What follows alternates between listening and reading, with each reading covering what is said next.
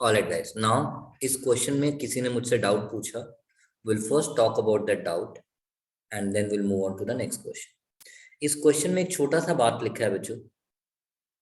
Debtors of H Limited includes 20,000 due from S Limited, and creditor of S Limited includes 15,000 due to H Limited. अब जरा सामने देखना बेटा.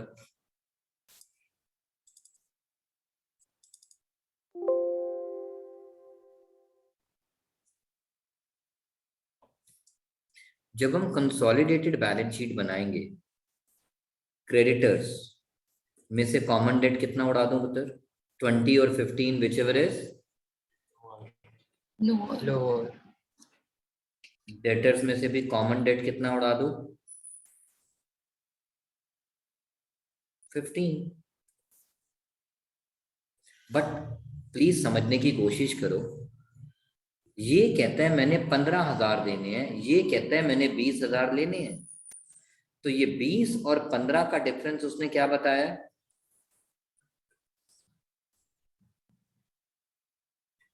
ये 20 और 15 का डिफरेंस क्वेश्चन ने क्या बताया? Cheque in transit. It means मेरा बेटा, क्रेडिटर कह रहा है मैं 5,000 का चेक इशू कर चुका हूं. डेटर कह रहा है मुझे अभी तक चेक नहीं मिला. बट वो चेक अल्टीमेटली किसको मिलेगा? डेटर को, यानी होल्डिंग कंपनी को. तो वो अपनी बुक्स में चेक इन ट्रांजिट को अपना क्या बना दे? एसेट या लायबिलिटी? एसेट. तो डेटर उतने से बढ़ा दे या कम कर दे? क्योंकि ये 5,000 अब उसे क्रेडिटर से थोड़ी मिलेंगे, चेक इन ट्रांजिट से मिलेंगे. जब चेक आ जाएगा उस चेक को वो बैंक में डालेगा और पैसे ले लेगा. यस कार्तिक. फिर इसका सेकंड इफेक्ट होगा कुछ? बेटा हो तो गया, जान लेगा बच्चे की. एसेट में डेटर में से माइनस किया, बैंक बैलेंस में ऐड किया, हो तो गए दो इफेक्ट पुत्र. यानी indirectly net effect is 0 only, कि मेरे पास उस एसेट का नाम डेटर से बदल के cheque in transit bank balance में आ गया as cash and cash equivalent. Okay, तो yes, got it.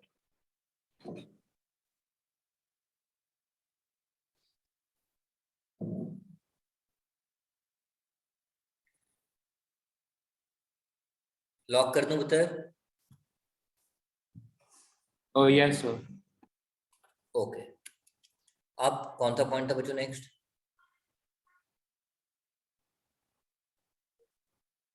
Unclaimed dividend question में था. अनक्लेम्ड डिविडेंड दोनों. कौन से क्वेश्चन में था अनक्लेम्ड डिविडेंड बेटा? अनक्लेम्ड तो इलस्ट्रेशन 24 में. 24 में.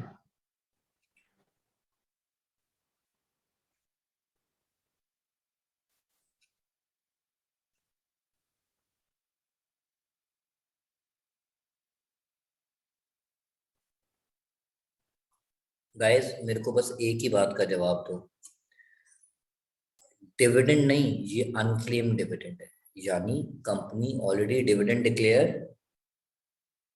कर चुकी है. उस डिविडेंड का अपने शेयर होल्डर्स को चेक इशू कर दिया है.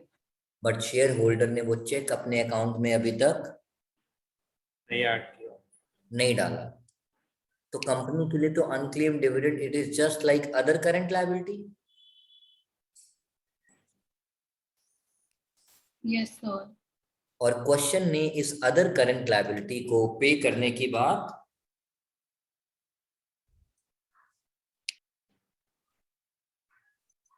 नहीं की. क्वेश्चन ने इस अनक्लेम्ड डिविडेंड को पे करने की बात नहीं करा. तो कहना है इसे आज ओल्ड बैलेंस शीट में 5 है तो देखो न्यू बैलेंस शीट में भी 5 आ रहा होगा पक्का. आ रहा है नहीं आ रहा है? नहीं आ रहा या भाई रुको.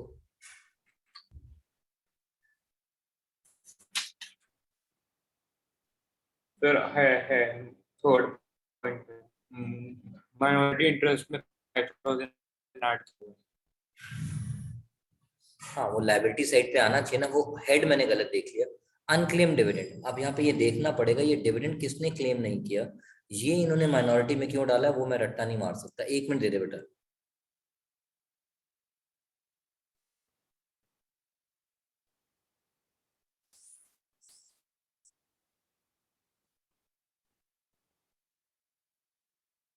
एक मिनट दे दोगे बच्चों?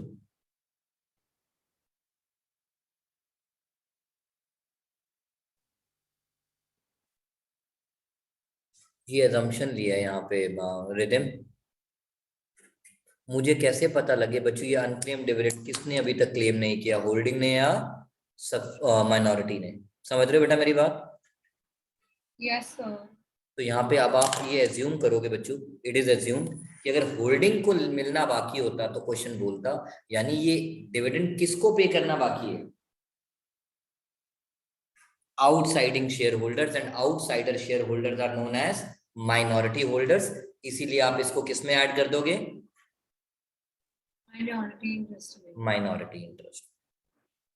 आना लायबिलिटी साइड पे ही था, बस मैं टर्म गलत बोल रहा था अदर करंट लायबिलिटी, क्योंकि मेरे को समझ ही नहीं आ रहा था वो किसका बता रहा है। तो हमें एज्यूम करना पड़ेगा that this is the dividend which is due towards minority holders, and that's why it is a part of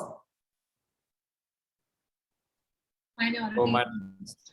तो minority. सर हम हर क्वेश्चन में मेंशन नहीं है वहाँ यही एज्यूम करेंगे।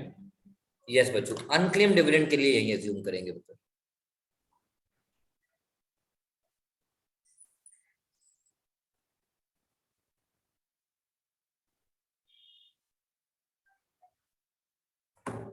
सो फार सो गुड बेटा, लॉक कर दूं? रिदम कर दूं लॉक बेटा? Yes, sir. ओके, आज हम लास्ट क्वेश्चन करेंगे होल्डिंग कंपनी अकाउंट पे, इलस्ट्रेशन 23। गाइस एक बार आप रीड कर लो, मैं वीडियो को पॉज कर रहा हूं और 2 मिनट के बाद दोबारा स्टार्ट करूंगा।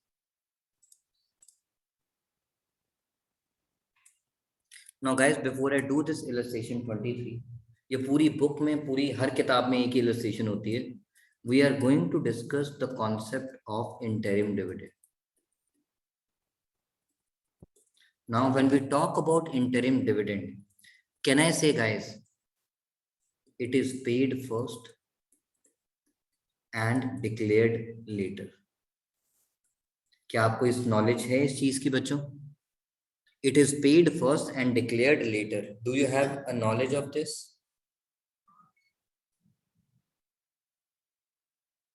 कार्तिक, कार्तिक बेटा,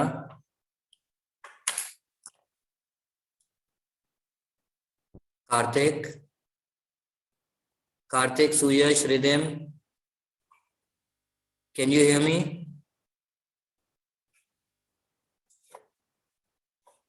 कार्तिक, सर लाग हो रहा है बहुत ज्यादा। यार मेरा आप लोगों का कैमरा तो ऑफ ही करा रखा है।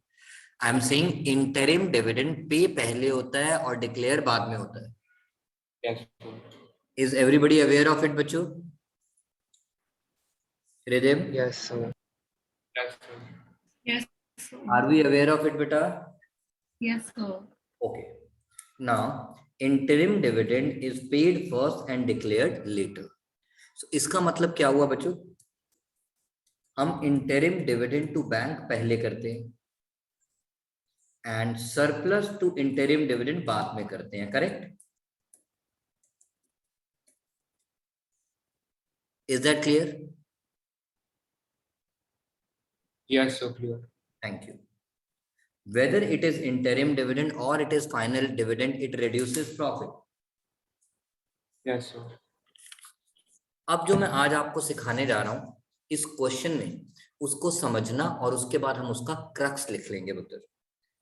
हम आज 11th की एक छोटी सी बात इनडायरेक्टली फॉलो करने जा रहे हैं, which is related to principle of full disclosure. Which is related to principle of full disclosure. मेरी बारी बच्चों, सीधा क्वेश्चन स्टार्ट करते हैं बच्चों।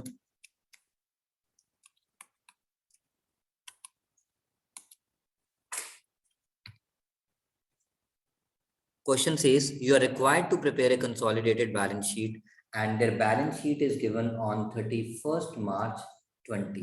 यानी my financial year is April 19 to March 20. My financial year is April 19 to March 20. Holker Limited acquired 12,000 shares on 1st April 19 at a total cost of 180. And it means my entire current year profits will be treated as Post. my entire current year profits will be treated as Post post-acquisition profits. Now, surplus includes interim dividend at the rate of 10% free of tax from Sunrise Limited. यानी holding company Holkar क्या कहता है बच्चों, balance sheet of Holkar the following details, surplus includes the dividend received from sunrise. Sunrise से अगर dividend मिला तो मिला किसको? Holding company. Thank you. Stock includes 6,000 of stock at cost purchased from Sunrise Limited. जिसको ये कॉस्ट कह रहे हैं एक्चुअल में ये सनराइज का क्या है? सेल. और जिसपे प्रॉफिट भी किसने कमाया है? Sunrise. Thank you. और हमें जब भी अनरियलाइज प्रॉफिट ऑन स्टॉक निकालना होता है we always take it as a percentage of cost या percentage of sales. Same. Thank you. Now sundry creditors include 18,000 purchased from Sunrise on which latter company made a profit of 4,500. It means 4,500 is a profit on 18,000. So how much will be the profit on 6,000? Because the unrealized profit is always calculated with respect to stock which remains unsold. Unrealized profit is always calculated with respect to stock which remains unsold. So far so good? Yes, sir. Okay. Sundry creditors include, हमने पढ़ लिया. It is further stated that on 1st November 19, the surplus of Sunrise Limited stood at rupees. Journal reserve at 1st November मत करो बेटा, यहाँ पे ये date 1st अप्रैल होनी चाहिए. ये मिस प्रिंटिंग है मेरे हिसाब से. यहाँ पे ये डेट 1st अप्रैल होनी चाहिए. It is further stated that on 1st April 19, the surplus of Sunrise Limited stood at rupees 76,000 and journal reserve at 4,500. ये डेट की मिस प्रिंटिंग है मुझे ऐसा लग रहा है. No final dividend as yet declared. मेरी बारी. Date of acquisition, surplus,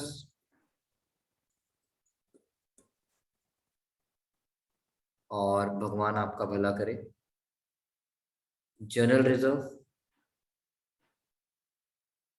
बोलो बेटा कितना? जनरल रिजर्व है और 45. General reserve 4,500. Now current year general reserve,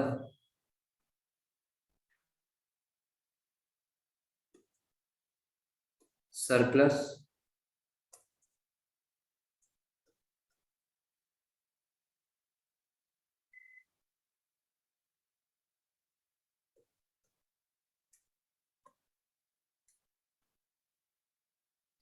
is that clear? Yes, sir. अब मैं आपको वापस एक चीज सिखाने की कोशिश करता हूँ. सरप्लस का ओपनिंग बैलेंस कितना, क्लोजिंग बैलेंस कितना, और गाइस डिविडेंड ऑलरेडी पे हो चुका है तो डिक्लेयर भी तो हो चुका है. डिविडेंड अगर ऑलरेडी पे हो चुका है तो डिक्लेयर भी तो हो चुका है. सर लेकिन आपने बोला पेड फर्स्ट डिक्लेयर्ड लेटर. हाँ तो डिक्लेयर्ड लेटर मतलब इसी साल में अगर पे किया है तो डिक्लेयर तो किया ही किया है ना. जैसे प्रपोज डिविडेंड हम कहते हैं हम यूज नहीं करेंगे क्योंकि वो कंटिंजेंट लायबिलिटी है. सर तो मतलब डिक्लेयर इस साल होगा ना? बेटा इस साल डिविडेंड मैंने साल के बीच में दिया, तो साल के एंड पे मैंने एंट्री तो कर ही दी होगी ना मार्च को। Yes sir. मार्च का क्लोजिंग बैलेंस निकालते वक्त मैंने एंट्री तो कर ही दी होगी ना पुत्र। Yes sir. ओके, डिविडेंड कितना था sir? 10% of share capital. 10% of share capital is 15,000।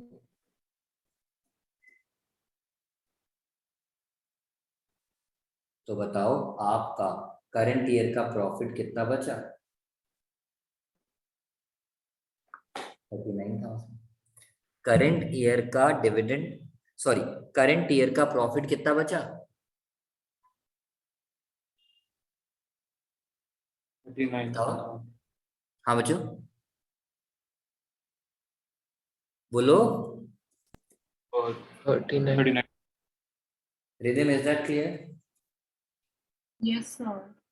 और इसको मैं इस तरीके से, देखो पेपर में अकाउंट बना के नहीं दिखाना, plus add back interim dividend, क्योंकि प्रिंसिपल ऑफ फुट, देखो टेक्निकली अगर मुझसे रिदम आप पूछोगी ना, रिदम कार्तिक सुयश, अगर आप मुझसे पूछोगे यार डिविडेंड मैंने पे कर दिया, डिक्लेयर हो गया, रात गई, बात गई, बात ना मेरी लायबिलिटी है टुवर्ड्स होल्डिंग, ना मेरी लायबिलिटी है टुवर्ड्स माइनॉरिटी, मैं दोनों को ऑलरेडी करेक्टली पे कर चुका हूँ। बट अब मुझे गधे की तरह इसे ऐड भी करना है और थोड़ी देर बाद माइनस भी करना है। क्यों? Because I have to follow the principle of, full disclosure. तो टू फॉलो दैट मैंने कहा मेरा करंट ईयर का प्रॉफिट कितना है। तो मेरे को एक चीज समझ नहीं आई, आपने अभी ऐड क्यों किया बच्चों डिविडेंड? आप बताओ मेरा प्रॉफिट आ कितना रहा? 39। तो 39 लाने के लिए 24 में इंटरिम डिविडेंड को ऐड करूं या माइनस? नहीं सर, लेकिन मेरे क्वेश्चन वो नहीं है, मेरे ये है कि आपने डिविडेंड इसमें ऐड क्यों कर रहे हो, सब्ट्रैक्ट क्यों? बच्चों मैं तो ये कह रहा हूँ जब मैं क्लोजिंग बैलेंस निकालूंगा, सॉरी क्लोजिंग बैलेंस निकालूंगा तो डिविडेंड ऑलरेडी माइनस हो चुका था ना। तो तो सर ऐड करो। मुझे अगर करंट ईयर का डिविडेंड का इफेक्ट नलीफाई करना है कि यार अगर ये डिविडेंड पे नहीं किया होता तो कंपनी का actual true current year profit कितना होता?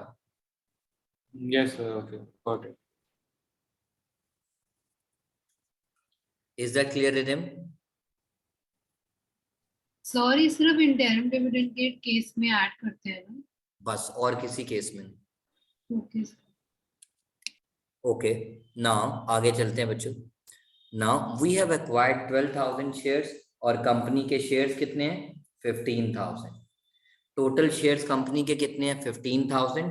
तो 15,000 में से होल्डिंग के पास 12,000, सब्सिडरी के पास 3,000, तो होल्डिंग इज टू माइनॉरिटी की रेशियो 6:1। 4:1।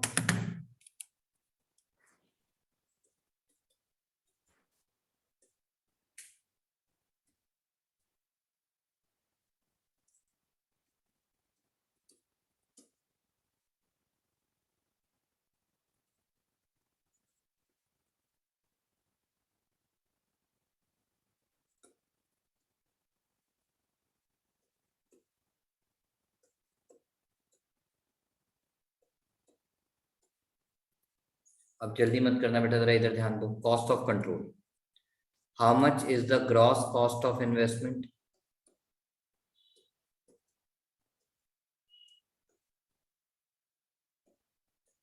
1,80,000 बच्चा party,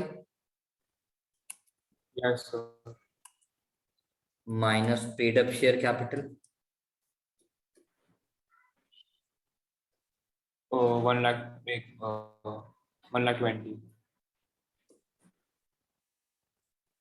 minus pre acquisition profits,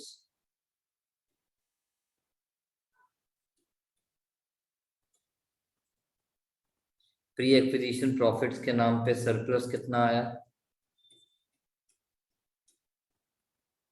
general reserve कितना आया?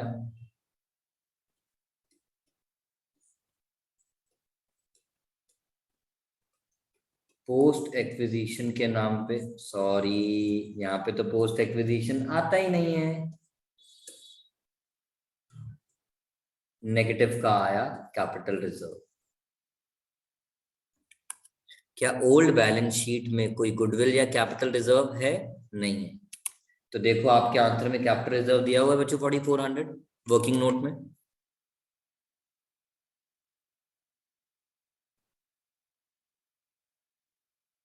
यस सर है। ठीक है, चलो अब दूसरा क्वेश्चन करते हैं बच्चे, इसका दूसरा part. Minority interest paid up share capital कितनी है बच्चों? 3000 शेयर्स ऑफ 10 ईच। जल्दी मत करना, अब जो सिखाने जा रहा हूं वो चीज पे आपने ध्यान देना है बच्चों। At pre acquisition profits, pre acquisition profit के नाम पे सरप्लस कितना है बेटा? 15,200। जनरल रिजर्व कितना है? 900।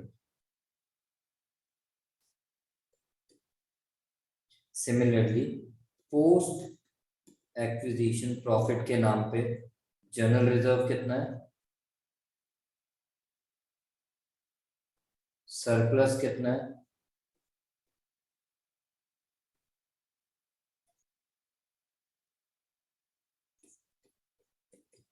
ना प्लीज दोनों बच्चे ध्यान से सुनो, दोनों क्या, तीनों के तीनों बच्चे। बेटा इंटरिम डिविडेंड माइनॉरिटी के पेट में, बोलो ना, आ चुका है। जा चुका है। बट आपने जब ये 7800 का प्रॉफिट निकाला उसमें तो इंटरिम डिविडेंड ऐड करके निकाला।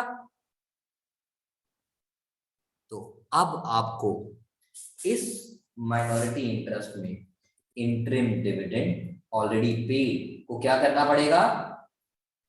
सब्ट्रैक्ट। वो कितना आएगा इसके हिस्से में? 1/5 विच इज 3000। देखो आपका माइनॉरिटी इंटरेस्ट कितना आ रहा है बताओ बेटा? 30, 16, 46 और 8, 54। Is it 51,200? Is the minority interest 51,200 बच्चों? 52,800। फिर मेरा कोई मैथ्स वीक हो रहा है।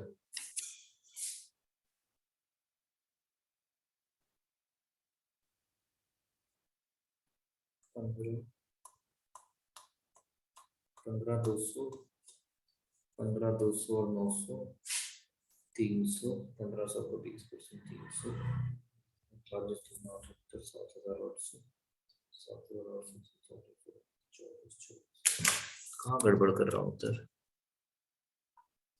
जनरल रिजर्व 1/5 ऑफ 6,000, 1200 आया तो 900, 300, 1200 मैंने ऐड कर दिया। वो कितना है मेरे पास? 24,600। 24,600 कैसे है? 15, 15 और 7, 22, 23। थोड़ी सी गड़बड़ किस चीज की हो रही है यार? 1,08,000, 1,08,000 और 15, 1,23,000 होता है ना? 1,23,000, 1,23,000, 76, 7, 3, 10। What nonsense? 1,23,000, 1,23,000, 1,23,000, 1,08,000, 24, 24 और 15। मैं कुछ गड़बड़ तो नहीं की? हाँ मेरा मैथ्स वीक है बेटा, इधर देखो। इन दोनों का डिफरेंस बताना बेटा कितना आ रहा है? 32,000 आ रहा है बच्चों ये। इन दोनों का डिफरेंस बताओ बेटा कितना आ रहा है? मेरा मैथ्स गड़बड़ हो गया। और 32,000 भी है। 32 आ रहा है, 42 आ रहा है? 32,000। 32। उसमें इंटरिम डिविडेंड कितना ऐड करो?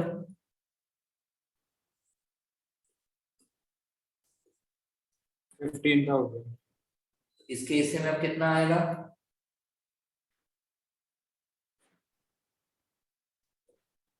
37,600 9400। और उसका 9400। सर एक मिनट रुक बेटा।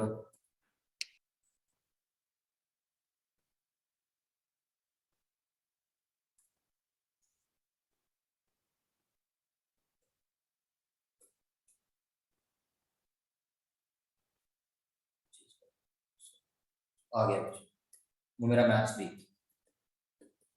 यस, यहां तक किसी को डाउट आप पहले पूछ सकते हो बेटा।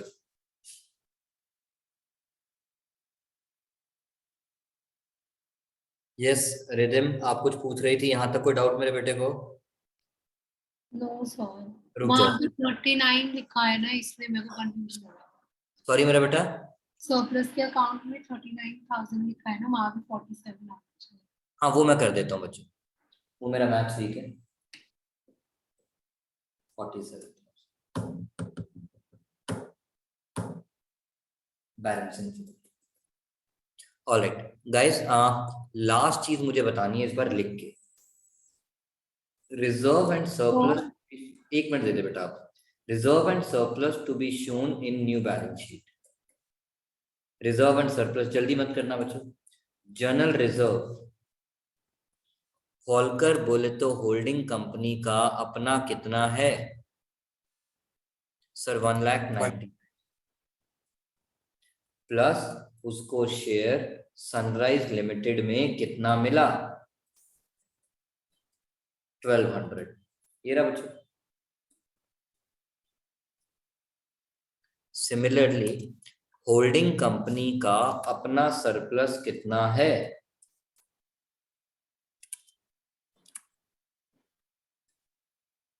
प्लस उसको शेयर सनराइज लिमिटेड में, कॉल्ड एस लिमिटेड में कितना मिला? 37,600 माइनस ये भी इंटरिम डिविडेंड ऑलरेडी रिसीव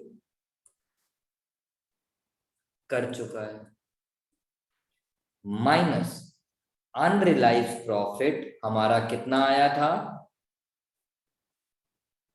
बोलो बेटा। ओ 1,500।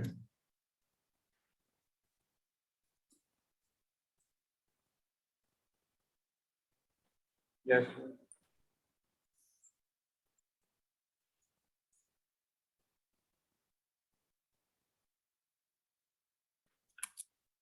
क्या हमारा रिजर्व एंड सरप्लस 275 300 है? No.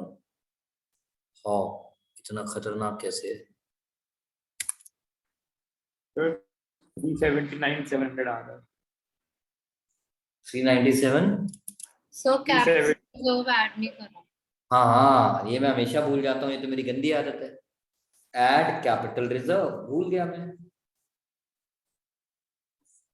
379,700 to be shown in the new balance sheet. जहां तक बात रही कॉमन डेट की, वो बेटा टुच्चा पॉइंट है। कॉमन डेट कितना? कॉमन डेट कितना? 18,000। बस कॉमन डेट कितना? डेटर और क्रेडिटर में से कितना उड़ेगा? 18,000।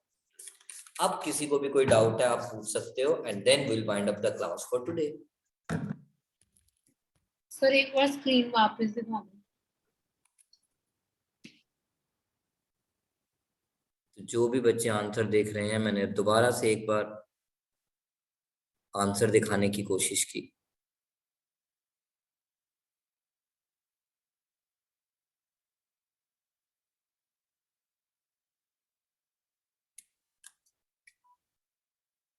क्वेश्चन तो आपने देख ही लिया था, रिमेनिंग बैलेंस शीट भी दिखाने की कोशिश की।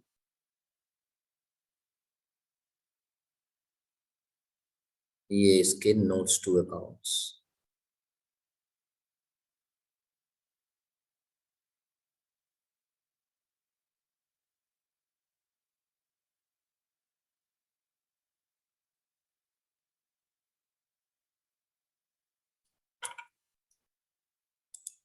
आज के लिए इतना काफी है। Rest will continue in the next class. Till then bye bye.